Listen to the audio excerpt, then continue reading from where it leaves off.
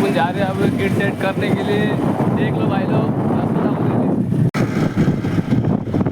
आता जवखेड या ठिकाणी पोहोचलेला आहोत। येथे पॉवर एम्प्लिफायर उभे केलेले आहेत, सर्व प्रकारचे किट पण उभी केलेली आहे।